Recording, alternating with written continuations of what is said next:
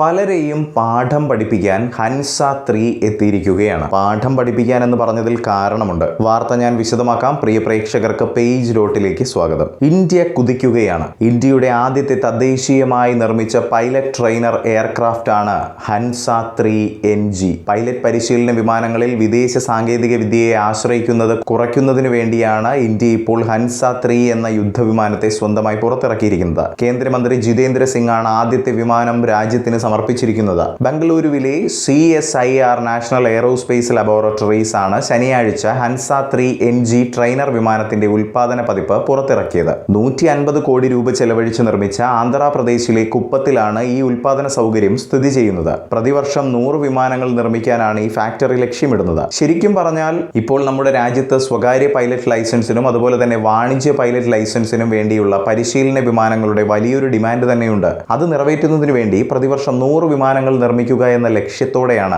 രാജ്യം മുന്നോട്ട് കുതിച്ചുകൊണ്ടിരിക്കുന്നത്. ബംഗളൂരുവിൽ നടന്ന ഉദ്ഘാടന വേളയിൽ അടുത്ത 15 മുതൽ 20 വർഷത്തിനുള്ളിൽ ഇന്ത്യക്ക് ഏകദേശം 30,000 പൈലറ്റുമാരെ ആവശ്യമാണെന്ന് ശാസ്ത്രമന്ത്രി ജിതേന്ദ്ര സിംഗ് ഊന്നി പറഞ്ഞു. പൂർണ്ണമായും തദ്ദേശീയ സാങ്കേതിക വിദ്യയിലൂടെ ഈ ആവശ്യം നിറവേറ്റുന്നതിനുള്ള ഒരു നിർണായക ചുവടുവയ്പെന്നാണ് അദ്ദേഹം ഹൻസ 3 NG വിശേഷിപ്പിച്ചത്.